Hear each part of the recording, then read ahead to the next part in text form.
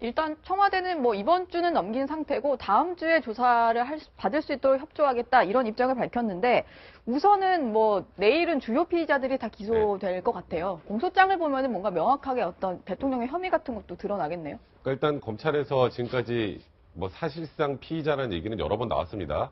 그래도 이제 참고인으로 조사하겠다는 입장을 밝히고 있었는데 결국 이제 박근혜 대통령이 변호인을 통해서 이번 주에 조사받지 않겠다고 했고 그래서 어쩔 수 없이 뭐 구속기간이 만료가 되니까요, 일요일이. 그러니까 최순실 씨 같은 경우에.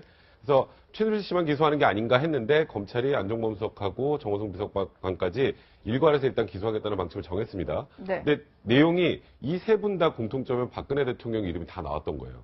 최순실 씨도 박근혜 대통령이 도와달라 그래서 뭐 연설문이나 뭐 일부 수정해 준 게 있다라는 얘기를 본인 입으로 했었고 네. 정호성 비서관 같은 경우에는 휴대폰에서 너무 많은 게 나왔죠. 뭐 최 선생님한테 컨펌 받았나요?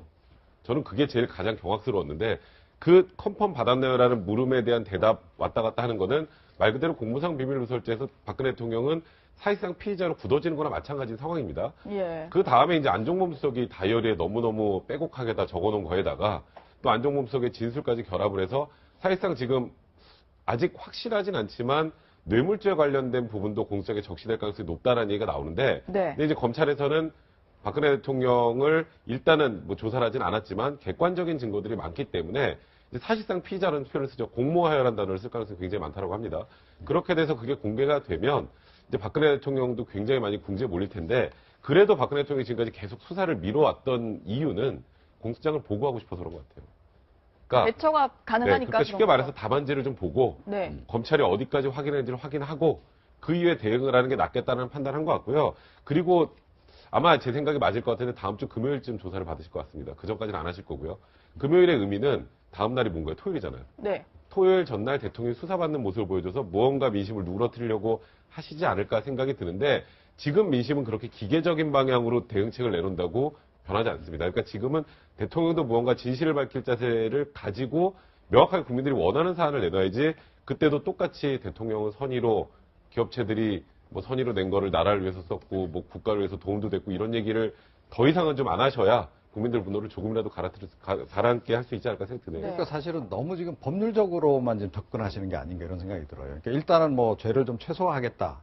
이것에 너무 초점을 맞춰서 거기에 지금 너무 집중하다 보니 지금 전반적인 어떤 민심의 동향이라든가 흐름이라든가 또 전국의 운영 방향이라든가 이런 쪽에서는 지금 제대로 가닥을 못 잡는 상황이 아닌가 이렇게 생각이 돼요. 검찰로서는 사실은 박근혜 대통령 부분을 공란으로 남겨놓을 수가 없는 겁니다. 네. 왜냐하면 그걸 공란으로 남겨주게 되면 안종범 수석도 그렇고 정호성 전 비서관도 그렇고 죄가 성립이 안 되잖아요. 그러니까 이분은 그냥 자기네들 지시만 받아서 했다고 하고 그 기록 휴대폰이나 꼼꼼하게 적은 데는 뭐 잔뜩 이렇게 내용이 있는데 예. 그런데 그 정작 지시한 분이 뭐 아무 죄가 없다 이러면 이분들도 죄가 없는 게 되잖아요. 이대로 둘 수가 없는 거죠. 그래서 결국 그거를 이제 확정짓기 위해서 대면 조사를 원했던 건데 이거를 이제 박근혜 대통령이 기피하시니 이걸 그냥 남겨놓을 수는 없는 거고 이제까지 증언 나온 거 또 기록에 나온 것을 근거로 해서 이거 기록 안 할 수가 없는 거죠. 그것도 최대한 기록을 안 할 수가 없을 겁니다. 아마 최대치를 기록을 해야 될 겁니다. 이것저것 다. 네. 자, 이게 사실은 박근혜 대통령도 검찰 쪽에서 얘기했듯이 이게 최종적으로 정말 이게 법률적으로도 유리한지 불리한지는 좀 판단을 좀 해봐야 될 부분이 있을 것 같고요. 뭐 그건 법률적인 문제가 논의를 하고. 자, 그렇게 해서 지금 이제 죄를 이제 뭐 예를 들어서 박근혜 대통령이 계속 대면 조사를 기피해서 죄를 최소했다고 치자고요. 최소하더라도 지금 뭐 비껴갈 수 없는 것들이 지금 핵심적인 게 있는 거 아닙니까? 자, 그 죄에다가 지금 정치적인 이 책임 부분은 어떻게 할 거냐는 거죠. 그런데 정치적으로 지금 최근에 들어서 굉장히 강공책을 좀 쓰고 있는데 국민들이 이게 국민 정서하고는 너무 맞서는 양상이고 가는 거기 때문에 그러니까 앞으로도 이런 식으로 가면 점점 박근혜 대통령만 전 불행해질 뿐이다라고 생각을 해요. 그러니까 퇴임 이후에 그나마 좀 이렇게 좀 안녕을 좀 도모하시려면 너무 이렇게 민심하고 맞서는 식으로 하시는 건 별로 좋지 않다. 그러니까 여론조사 5%라고 치자고요. 5% 실제 지지율이 있다라고 전제를 하더라도 95%하고 지금 맞서시는 거 아닙니까? 네. 예, 이런 것이 바람직하냐는 거죠. 상식적으로도. 예. 그럼 법적으로 만약에 대통령께서 조사를 안 받고 그랬을 경우 검찰은 또 시한부 기소 중지 또 검토 중이다 얘기를 했었거든요. 그러니까 이게 어떤 의미입니까? 일단은 한 번은 조사를 해야 될 겁니다. 그러니까 지금 나와 있는 거 다른 사람들의 공소장에 공모하여라는 단어를 쓴다고 해서 그냥 무작정 뭐 기소를 하기는 사실 쉽지 않은 상황이고요. 이제 박근혜 대통령을 다음 주쯤에 한번 조사한 다음에 제 개인적인 생각입니다만 검찰이 결단을 내릴 겁니다. 그러니까 지금 어쨌건 헌법상 대통령은 내란이나 외환죄를 저지르지 않는 이상은 기소할 수 없잖아요. 그러니까 기소를 하지 않는다라는 게 기소를 못한다는 의미지 나중에 퇴임 후까지 면죄부를 주는 건 아니거든요. 그래서 이 퇴임 전까지의 기한은 기소를 못한다는 의미의 시한부 기소 중지라고 합니다. 그러니까 예를 들어서 아주 간단하게 얘기하면 제가 죄를 저질러서 저를 기소해야 되는데 제가 도망가 버렸어요. 예. 그럼 도망가 있는 동안 기소 못하잖아요. 그럴 때 기소 중지라고 저를 찾으면 이제 그때 다시 기소를 하거든요. 그러니까 그런 방향으로 대통령이 일단 임기 중에는 기소를 못한다는 취지의 기소 중지 결정을 내릴 가능성도 지금 혈적으로 봐서는 굉장히 높은 상황입니다. 네. 지금- 일단 예. 예, 법률적인 해법을 너무 치우친다, 뭐 동의합니다. 그런데 정치적인 해법을 하는 거는 사실 뭐 지난주나 지지난주나 여러 가지 시도가 있었던 거 아닙니까? 그런데 대통령이 직접 사과도 하고 국회도 가서 뭐 영수회담도 하고 항복문서를 그 만들어가지고 주려고 하는데 받을 사람이 일고의 가치도 없다. 이렇게 가니까 지금 사실 그 대통령도 불행해지지만 정치권 전체가 굉장히 불행해질 뿐만 아니라 사실 국민들의 입장에서는 해법을 못 찾고 있는 거잖아요. 그런 면에서 이 부분을 정치적으로 해결하는 거는 야당의 결단이 중요하다라고 하는 게 첫 번째고, 두 번째는 법률적인 부분에 있어서는 사실 법적으로 이게 그 본안 심사의 문제가 아니라 탄핵 재판까지 연결될 수 있다라고 하는 전제에서 지금 일을 하기 때문에 지금 이 부분에 대해서 뭐 대충 정치적인 부분에 대해서 양보를 할 수 있는가, 아니면 탄핵을 보고선 이게 법적인 절차를 꼼꼼하게 따져봐야 하는가, 이런 두 가지 문제가 있는 거죠. 그래서 청와대 기존에 있는 스태프들보다는 외부의 전문가들을 뽑아가지고 지금 하는 게 직무상의 정치적인 책임과 개인적인 법적 권리의 충돌이 있을 때 개인적인 권리를 지켜줄 수 있는 외부의 전문가가 필요했다라는 거. 그게 외부인을 변호인을 선임하는 이유인데 네. 그런 면에서 변호인, 지금 유영하 변호인의 그 행태는 나름대로 정당성이 있는 거고, 지금 청와대는 그러면 대통령 입장에서 이 둘이 충돌했을 때는 뭐 어떤 선택을 해야 할 것이냐. 역시 대통령으로서의 선택을 해야 한다라고 하는, 개인윤리보다는 직업윤리가 훨씬 강한다는 게 보편적인 그 원칙이기 때문에 그런 면에서 대통령이라고 하는 자리가 나라를 위해서 마지막 책임을 져야 하는 자리인데, 정치적인 책임뿐만 아니라 법적인 책임도 져야 하는 그런 자리인데, 그럼에도 불구하고 이걸 끝까지 계속 거부를 한다라고 하는 건 말씀드렸듯이 국민 정서에는 부합되지 않는다. 문제는 이 국민 정서를 받아줄 야당이 없다라고 하는 게 지금 핵심적인 문제예요. 예. 야당이 계속 극단적으로 계속 밀어붙이고 퇴로를 안 열어주고 이렇게 되면은 여권에서도, 대통령의 입장에서도 이거는 나 혼자 죽을 더 이상 빠져나갈 길이 없으니까 같이 죽자라고 하고 야권까지 같이 해가지고 정치권을 다 초타시키고 새로운 가능성을 보자, 이런 의미 부여를 할 수가 있는 거거든요. 그래서 여권에서도 지금 개헌 얘기가 나오는 게 이 시스템 가지고는 얘기가 안 된다라는 거예요. 다시 이런 일이 벌어지지 않도록 개헌을 통해서 우리 정치 시스템 자체를 바꿔야 한다라는 요구가 있는 거고, 그런 데서 해법을 찾을 수밖에 없다. 이런 부분들이 논의가 되고 있거든요.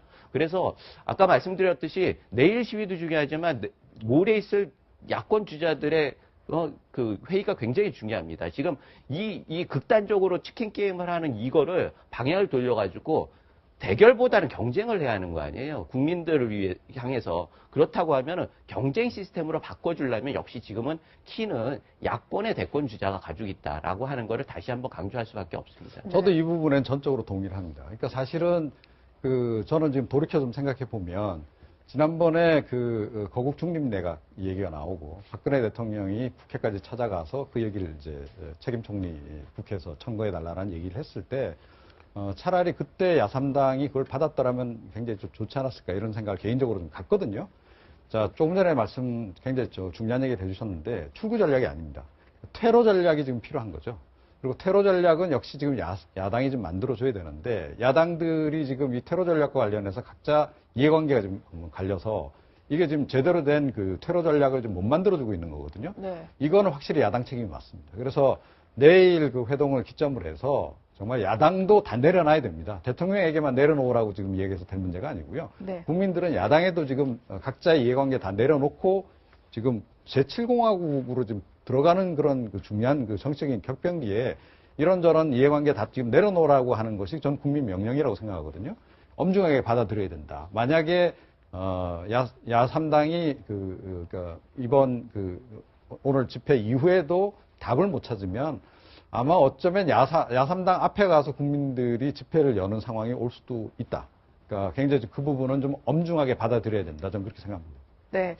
그러니까 일단은 뭐 이제 정치권에서도 양극단으로 달릴 게 아니라 어떤 좀 합의점 같은 것들을 마련을 해서 일단 퇴로를 열어야 될 것 같기는 한데요.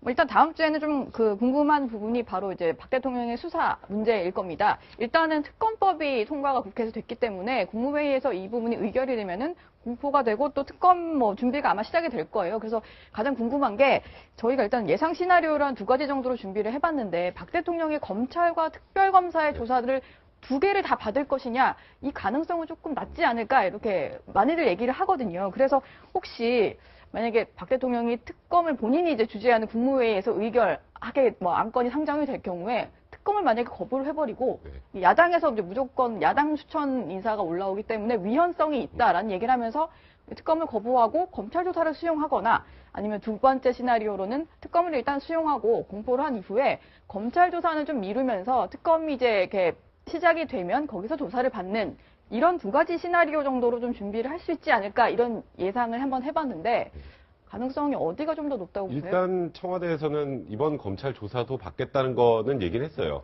그러니까 다음 주 중에. 근데 이제 지금까지 그 얘기를 잘 지키지 못했기 때문에 다음 주에도 받을 건지 아닐 건지에 대해서 또 의구심을 갖는 분들도 많은 것 같은데요.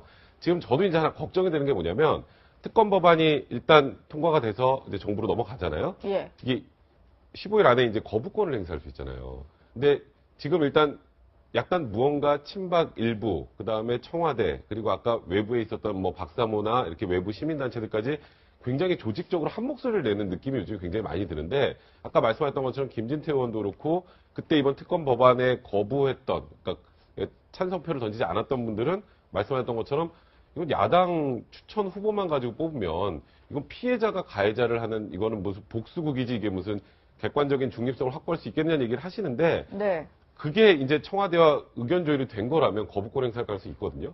그러면 특검은 또 미뤄집니다. 일단 다시 가서 또 국회에서 재의결해야 되고 그리고 또 15일 기다리고 그리고 또 특검이 시작되면 조사 기간이 또 그 준비 기간이 한 20일 됩니다. 그럼 이제 수사 기간이 이제 특검 기간이 무한대로 길어져 버리는 상황이 되는 거예요. 그래서 일각에서는 이게 결국 탄핵을 미루려고 하는 게 아니냐라는 얘기가 많이 나오거든요. 근데 청와대에서는 제가 아까도 말씀드렸던 것처럼 이렇게 기계적으로 무언가 이렇게 생각하고 저렇게 이렇게 생각해 보면 시간을 밀어서 이건 범죄 혐의가 좀 명확하게 드러나지 않으면 탄핵도 어렵다. 그러니까 이렇게 가다가 내년 초쯤 되고 날도 추워지고 그럼 뭔가 반전의 카드가 있겠지라고 생각을 하면서 진행을 하면 사실 이거는 국민들의 분노에 불을 껴는 격입니다. 이거는 네. 지금 그런 방식으로 정략적으로 판단할 문제는 아닌 것 같고요. 일단 다음 주에 뭐 일단은 이번에는 약속을 좀 지키셔야 될 것 같고 다음 주에 검찰 수사는 꼭 받아야 될 것 같고 그리고 특검과 관련해서도 지금 특검에 대해서 거부권을 만약에 행사한다면 그거는 정말 그 촛불 집회의 최대 규모를 저희가 한번 또 볼 수 있는 그런 상황이 되지 않을까. 그런 어찌 보면 이런 표현까지 모르겠습니다. 어리석은 선택을 안 하셨으면 좋겠습니다. 네. 네, 지금 이제 서서히 뭐 청와대에서 뭔가 대응 반격을 하면서 준비를 하고 있는 것 같은데 지금